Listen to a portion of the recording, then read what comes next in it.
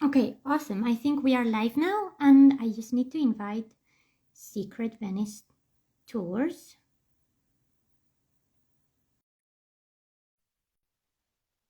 Okay, there we go. Hey, how are you doing, Codit? Hello, we're just waiting for. There we go. How are you doing? Hello, I'm fine. How are you? Yeah, I'm good. It's just started raining and hailing in the UK, so I'm glad that we're home. Mm, definitely. Yeah, Very bad storm, but hey, it happens. Excellent. Well, absolutely. since people are here already and we're at 2 o'clock already, hi everybody. Thank you so much for joining us. I'm going to do a very brief introduction of the series and then I will let you introduce yourself because I think that works best when everyone does that. Awesome. Hmm. So thank you so much, everybody, for joining us. We are today on episode 3 of the second season of Tour Guide Central, a platform that we created last year so that all the tour guides could come together from everywhere in the world to talk about our jobs, the things that happen, and so that people get to know a bit more about what this job entails, but also the wonderful things that we do to help people engage with history, culture, and different touristic destinations. And today we have another guest from Italy. This is our Italian month, and today in November. So I will let her introduce herself. Yeah, so hi everyone. Thanks for joining us. My name is Lucrezia. I'm a tour guide in Venice, and I've been a tour guide for 5 years now. So I am native of Venice, even though I actually grew up in the sticks, as my Venetian friends love to remind me. So I live close to the city. But I have studied there, and basically I graduated from University of Venice 10 years ago. But then I did a few different jobs that were not related to the tourism industry. And then I started considering to become a tour guide because, well, I love studying foreign languages. I love getting to know new cultures, people from all over the world. I love art history as well. And so this is the perfect job for me. I mean, I have the chance to um, show people from all over the world my wonderful city. So I'm really happy with it. And I think that's something all the tour guides have in common. For sure. Excellent. Well, thank you so much. You've preempted one of my questions, so that's great. So I always find it interesting how people get into tour guiding because, some people either know this is their dream career and some other people just end up finding their way into it. So it's always good to see, how it all has come together. So now that you've been doing this for 10 years, right?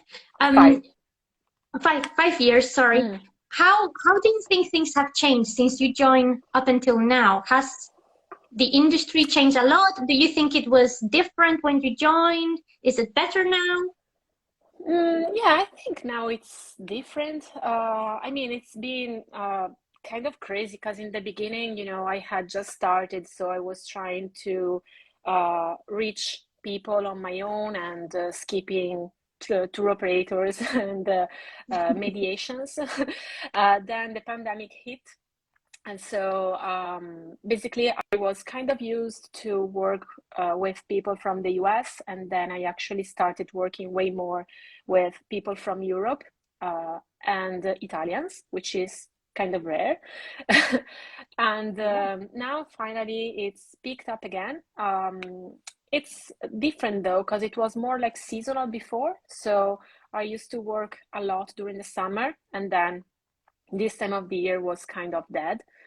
Now, yes, I mean, it's quiet, but I think there's way more people in town than before.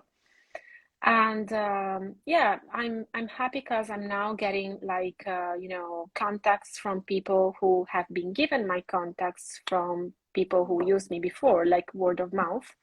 So that's great. And I've started building a sort of relationship with some of the customers of the guests that I met, and that makes it more personal for me too. So yeah. Yeah. No, it's And great to see that happening. And that was one of the things I was gonna ask actually, particularly about Venice. Because I know Venice is becoming a bit of a peculiar city, right? There is not a lot of people living in the city center anymore. I keep on seeing more and more people moving away. So then the vast majority of people that end up in the town are just tourists, whether they are from Italy or somewhere else. So it's good to know that more Italians are coming to the city and exploring that heritage. But I guess the one thing that I wanted to really ask you, based on my own personal experience, is do you think people still come to Venice for like cliche things like going around the canals in a gondola or being in St. Mark's Square, that type of stuff? Or are they really wanting to know more things about like off the beaten path and visiting other neighborhoods or the city during times where there is not festivals and celebrations? How do you feel about that? How is that relationship with tourism going? I think we still have both, but somehow people, especially those that I get in touch with, are looking for like a more authentic experience. Some of them, for example, refuse to do the gondola ride because they see it as a cliche. Actually, that's an experience that I always suggest they do because gives you the chance to see Venice from a different point of view. And even when we cover the highlights, such as St. Mark's Square, I try to point out things that maybe they couldn't find on guidebooks, otherwise, wouldn't make much sense. So, but yes, I've noticed people, I mean, my website is called Secret Venice Tour, so that's what I focus on the most. And yeah, I've noticed people are probably now changing. They want to, find a more like local experience and not to see the like touristy stuff. So Yeah. yes, No, there's this tendency. that's really great to see because when I went to Venice, we went on this one of these huge bus tours. They take you everywhere in Italy. You have like one day in every single Italian city, and you see nothing. But we were lucky because the bus tour for Venice got into the city very, very early in the day, and then we were leaving very, very late. So at least we could make the most of it. And what I loved most about Venice was actually just ditching the map, ditching the guide, and just getting lost in it. It's a wonderful city to just randomly explore. You end up finding so many unknown things, so many random entrances to palaces from like the Renaissance and whatnot. And I was like, this is awesome. And I remember very clearly coming back with a very different experience than what everyone else had done. I mean, obviously I went to St. Mark's Square and I had ice cream and, everything else like that. But I moved a lot more. I kind of let myself be like, what's the worst that can happen? I'll get lost. I'll find my way back. Google Maps will tell me how to get Exactly. back to the bus. Um, but it was really, really wonderful. And it is, I think, I don't know if it's because the situation that Venice is in at the moment, or maybe something that has changed since the pandemic, but I have noticed more people wanting to do this type of, local, authentic adventures, even in big touristic places like this. So of course, the fact that you offer these secret Venice tours is super interesting because I guess the type of customers that you may deal with can be a bit different from the traditional type of tourism that the city gets to. So what type of experience do you think is the most, I guess, popular or important that you see customers wanting to come back and back more when you do tours with them? That is a bit different. So let's say that first timers usually want to, get an overview of the city. So they want to see the highlights, but they also want to go off the beaten track. So the highlights and hidden gems tours that I offer is usually a bestseller, I would say. And those who come back, maybe so it's maybe the second or third time, want to do something more like specific, something more exclusive. So can be an experience, as for example, visiting a special place as the gondola workshop, or do local activity as like a mask making class because it's a big part of the local traditions in relation to Carnival in particular, but also like boat trips, something like more in depth to get to know more the local culture and feel like a local. So I have, for example, on my website some itineraries, some ideas, but then I can always try to customize according to the person's preferences or interests. A lot of people would never do a mask making class because they don't feel like they are like talented, but some others would love that. So it's important to try to yeah, listen to the requests of people and try to create a unique experience. So these are just some of the things that I offer. Yeah, that's amazing. And I would have never thought about doing a mask in Venice, but it makes sense. And now I'm thinking, damn, I wish Why I would not? have known that back then. That's a really, really good idea. But yeah, I mean, I think this is where tourism is going now, and I think it's really, really good because, like you said, I think we've all experienced those moments of, ooh, during the summer, we're working so much, and then the rest of the year is dead, and that's no good for anybody. So it's nice seeing the steady flow and seeing that people also want to get involved with, different activities. So from that regards and in that perspective, how, if you wouldn't mind, how did the pandemic sort of affect your particular tours and your general area? Did you see, I mean, obviously, apart from the fact of not having tourists around, how do you think Venice overall and tour guides like you coped with that particular situation, or what direct impact did you saw afterwards, maybe? So, well, in the beginning, it was kind of weird to see the city completely empty. It was like a ghost town. So, it was very sad.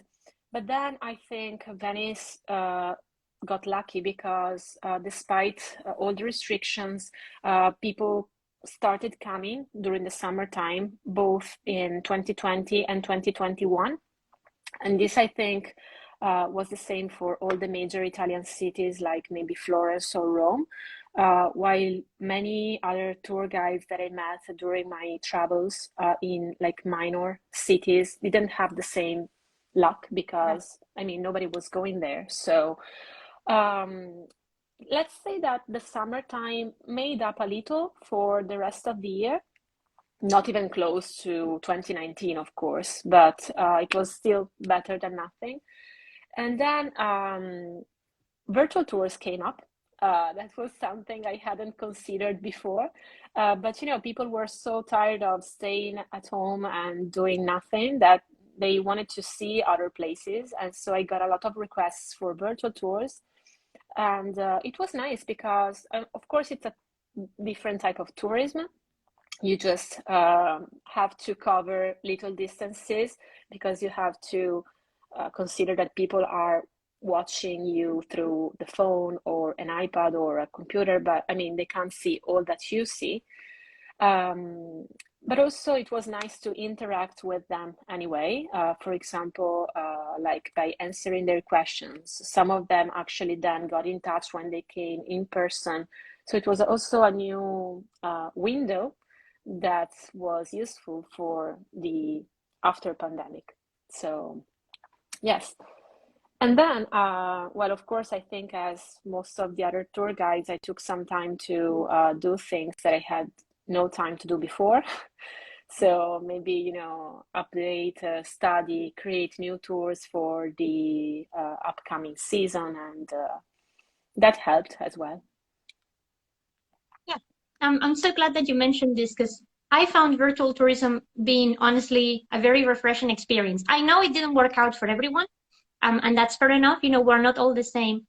But I genuinely thought that virtual tourism also opened up the doors for a lot of people who otherwise may not be able to travel. But then I also noticed what you said, people may want to do a virtual tour. And then because they saw what they could get from the experience virtually, then when they were going somewhere, they were like, now I can take that further and actually enrich their experience, kind of like a preview, I guess.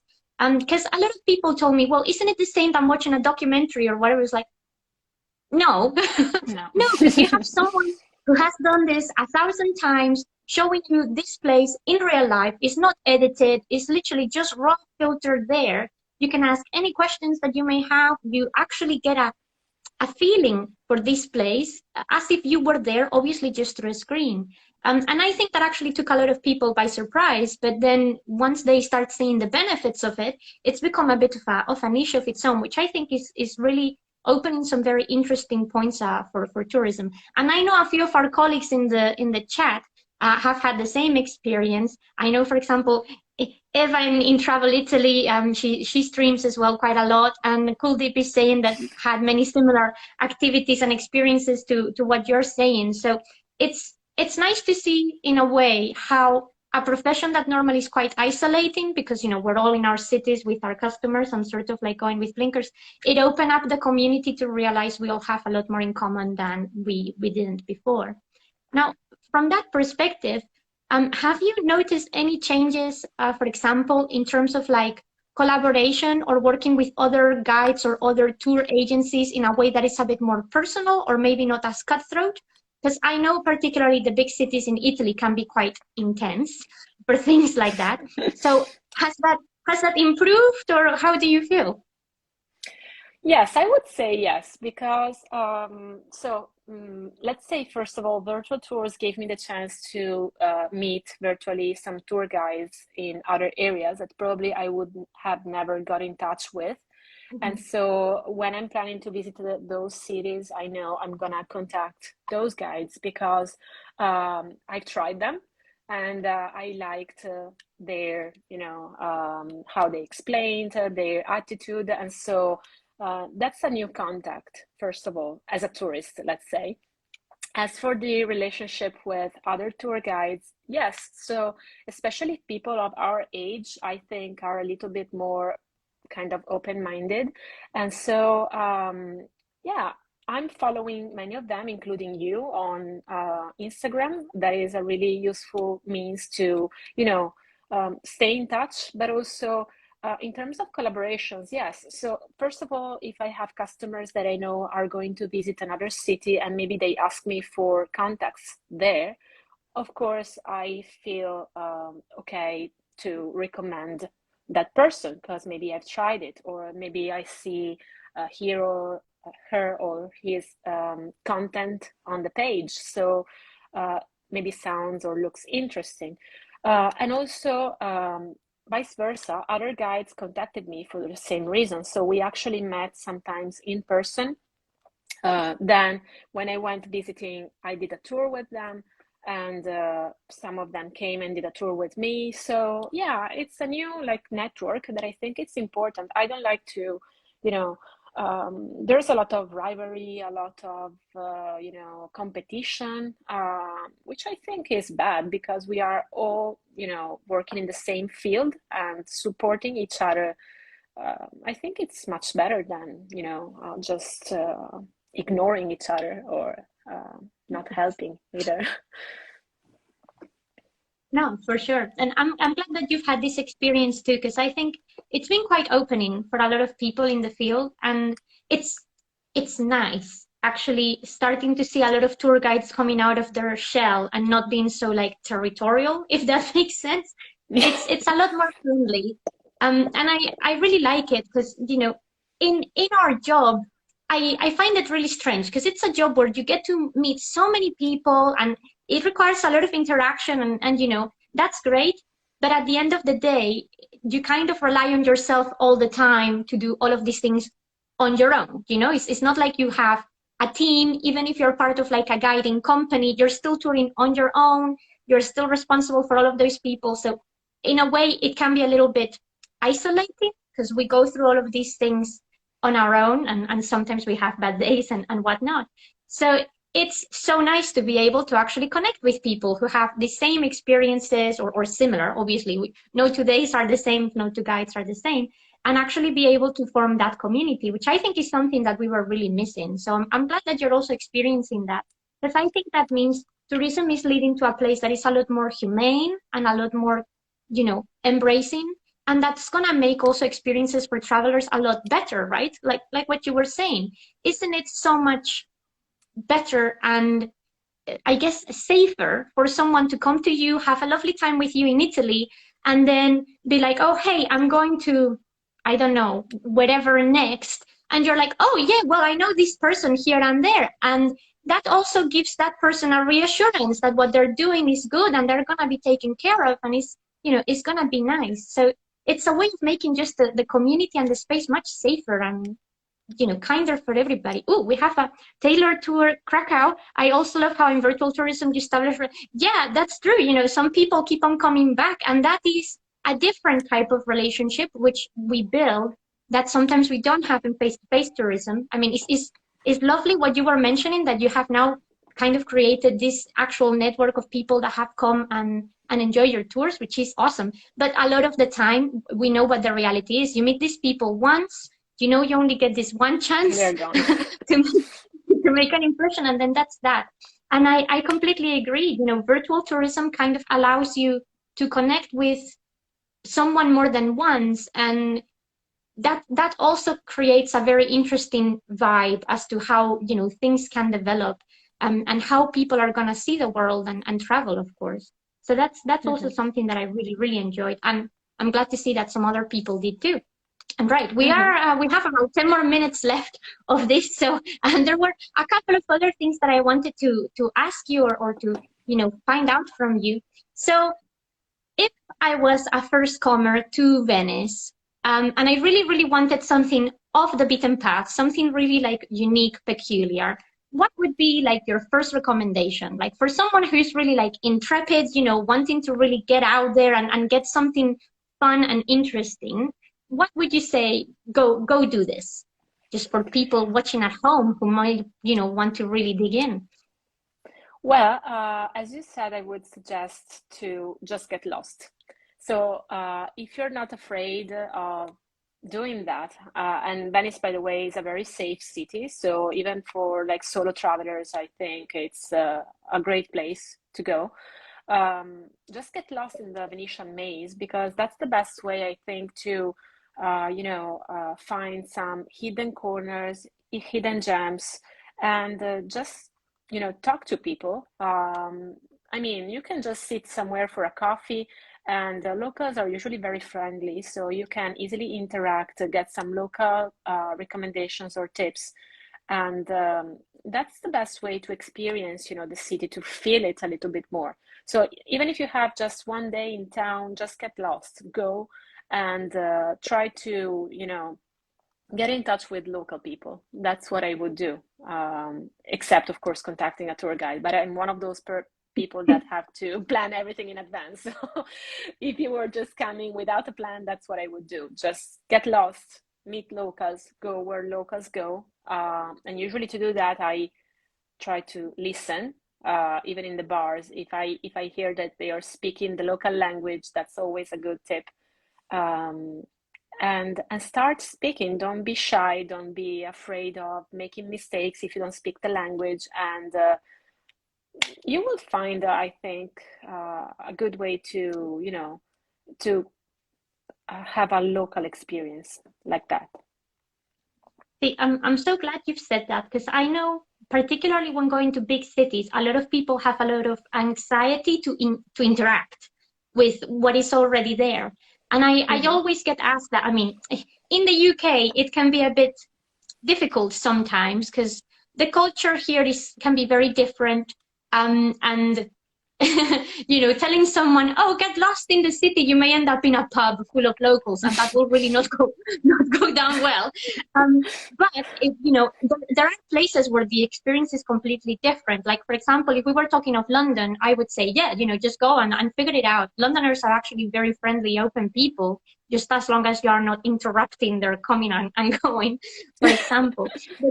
But I think that's something a lot of people don't think about when they are traveling, that maybe by trying to, talk to somebody in like a restaurant or a, ice cream parlor, or even just at the shop where you're buying something, like you are interfering or causing inconvenience, or that people are not going to want to talk back to you. And particularly the same, I think, if people don't speak the local language. I think some people take for granted that everyone speaks English. Some people also take for granted, oh, maybe not everyone wants to speak English, and creates those dichotomies. So, it is good to make these statements and make people aware, oh, no, it's fine. You can come to Venice and actually just, chill with everyone else. It's going to be a good time.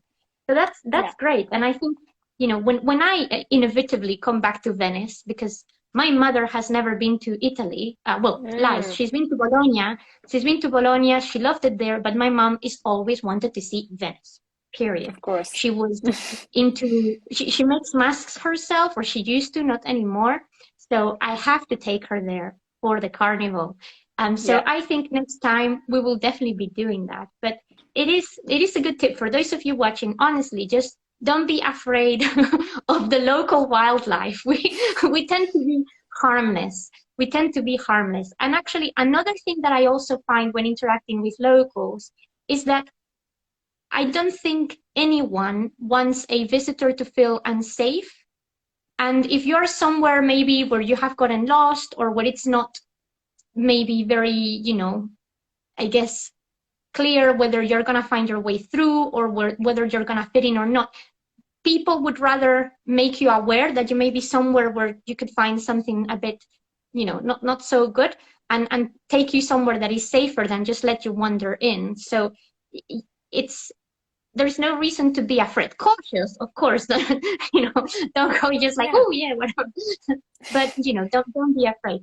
Oh, Dark Heart says, I come from Venetians are helpful and warm-hearted, especially when they see you love their city. Well, I think that's the other That's true. thing. When we all see someone enjoying what we have, right? The privilege that we have to be part of somewhere, that makes all the difference, for sure. Well, as we're approaching the end of this, I want to ask you the question that I ask everybody, because I think it's very insightful, to see, how our job is for those people who may wonder what happens when you're a tour guide. I think our job can be sometimes a bit idealized, like, oh, everything is beautiful and awesome. And it is a lot of the time, but sometimes things just don't go, very well. But can you think of a time, like, whether it's been now or in the past, where you just ended a tour and you were like, this is the exact reason why I love my job. Like, this is the reason why I became a tour guide. Something, or a tour, or a people that really made you feel, this is all worthwhile. I'm sure you have loads of those moments. Yeah, but actually, well, one is just this morning, actually, I've done a tour just before meeting you, and it was with a family. I just posted a picture on the Instagram stories if someone is interested in seeing them. And we spent 4 hours together, and well, time flew. So normally 4 hours can be tough, even for the tour guide, because especially if you're touring in a language which is not your native language, can be tough, as you know. But actually, there was a connection among us from the beginning. So we were chatting and laughing all the time together. I felt part of the family for a while, even though we met like 4 hours ago. And I had a great time. They were all always interested. They were always interacting. They are, they hugged me at the end of the tour, which is something that doesn't happen all the time. But that's the kind of things that I love, because you create a connection with people, and they shared things about them. I shared things about me, and it's not just a tour. It's just quality time together, even though those people are strangers. So yeah, that's the thing that I like the most. I mean, I love it when that happens, because you're right. I don't think, yeah, ending, I think particularly now in the post-pandemic world, ending a tour with a hug has become less normal, definitely for me, which I've always found a bit strange, because, I'm Spanish. In Spain, the sort of way of greeting people is very different from the UK, where you just keep your distance away. Um, but it is nice, even if it's not, coming to a hug, but, when you have even a different handshake, or you genuinely feel that warmth and niceness, or, the moment that I also love sometimes is, even though it may not come to that, but the tour has ended and you're still talking, and you need to go somewhere else, but you're still talking, Exactly. and they clearly are happy engaging with you. That is, yeah, I genuinely think that's one of the nicest things that could potentially happen. And like you said, a 4-hour tour can be very demanding, because I mean you're talking pretty much nonstop. for 4 hours, which is Exactly. which is something people don't realize. I think people think that you're just gonna have a nice stroll and exchange a couple of words here and there. No, it's just No, it's just exactly. it is just full on, and it can be a bit daunting because if you don't glue with those people, those are 4 hours of It's tough. of just talking to a wall. So, something that you said there, like, them sharing about themselves, you sharing about you, for potential travelers who may be watching this, you guys generally don't know how important and how appreciated that is for us. It's not the same tour guiding and just saying, this is that, blah, blah, blah, blah, blah, and sort of talking things than having a conversation is very, very different. And Oh, and we yes. really appreciate it. I think that's the moment when you know that this was all worthwhile for you, because you got out and they got here. I mean, I know obviously at the end of the day we have a monetary exchange and it's worthwhile from that perspective. But I'm Mm-hmm. sure you've had it too, where you've had this tour of whoever, many people, whatever, and they pay their money and it's all good, but you sort of ended up thinking, I might as well Finally. have stayed home. Yeah, Yeah, exactly. That happens yeah. too. Yeah. But So, makes you having appreciate those, more when you have. Yeah. yeah, having those connections are just so, so precious. And I know Kuldeep is one of those people. Thanks so much, Kuldeep, for being here. Always lovely to have you. I Thank know you. I know he's also that kind of person that connecting with humans at the end of the day. I think it's the secret trick when we become tour guides. I don't think it's necessarily what we thought we were gonna be doing, like, making those human connections with people. I think a lot of us thought, oh, I'll be engaging with culture, my city, whatever, kind of like ambassador educational. But it is that human element that really makes the job a nice, worthwhile having job, and something that hopefully we'll carry on doing for however many years on it. Hopefully, Forever. yeah, 20 years down the line, hopefully we'll be watching this and rewatching it and be like, yeah, look, I'm still doing it. But yeah, for any of you watching at home, please treat your tour guide like a human being rather than a robot that knows everything. Because we are people at the end of the day. And that's just going to make things, a lot more fun for us and for you.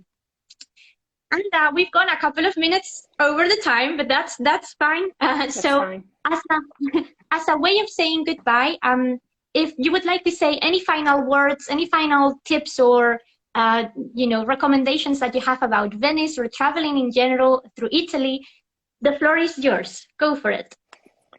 So, well, first of all, as I said, if I were you, I would just spend more than one day in Venice because I think it's really needed to feel the local culture, but also just get lost. Just try to, dive into the local culture by meeting local people. Just stay away from the touristy areas if you are traveling on your own and without a tour guide. And well, if you want to hire a local tour guide, that's always a good idea anyway. But yeah, so don't be afraid to try also local food. That's, I think, a big part of the culture anywhere you go, but in Italy in particular. And that's also a good way to create connections. And I think that's it. I think those are the best local tips that I can share with anyone that wants to come visiting. Just Yes. purely for my own curiosity, if I was to try something very specific in Venice, what would be the safest bet? Like the thing that everyone must try when they go to Venice? Just because I like to eat. So let's say that seafood is the big deal in Venice in general. One thing we have in common with Spain that you know very well for sure are the tapas that are called in a different way here, cicchetti, but that's a very important part of the local culture. Otherwise, one of the most typical dishes is the seafood risotto, for example, that usually everybody likes. I could tell you the black squid some squid with this black ink, but exactly, that's the face most people do when I mention that. So I would go with the seafood risotto. I think it's safer and it's something really local. So yeah, that's something you could try here. There you go, guys. Get lost in Venice, have some amazing risotto, which now is making me really hungry because it's lunchtime here in the UK. and you know, don't be afraid to explore things. I think this is at the end of the day the best thing to explore the world in general. Be bold and brave. That's Exactly. a very, you know, wholesome statement. And on that note, we will be ending the stream today, but thank you so much for joining us again. Please tell everybody where they can find you on social media, just in case they missed it. So then we can wrap it up. But yes, where we can find you other than in Instagram. So I have Facebook page, same name, Secret Venice Tours. I'm also on Twitter, and well, I have my own website, but I honestly interact more on Instagram. So Secret Venice Tours, and that's it. Thank you, everyone, by the way, from my side as well for joining us, and thank you for having me. It's been great. Thank you. No, it's my pleasure. Thank you. And thank you so much for the short notice, because this one got arranged like literally from one day to another. So thank you so much for doing this. And hopefully I'll see you in Venice sometime soon. But if not, you know, the doors of whatever I am are always open to all of my fellow tour guide friends. So you're always welcome here. And to everyone that just joined today, thank you so much for being here. Hopefully you learned something interesting. And thank you so much for all of our colleagues to providing us with the extra support. Take care, guys, and I'll see you later. Grazie. Bye-bye. Ciao. Bye.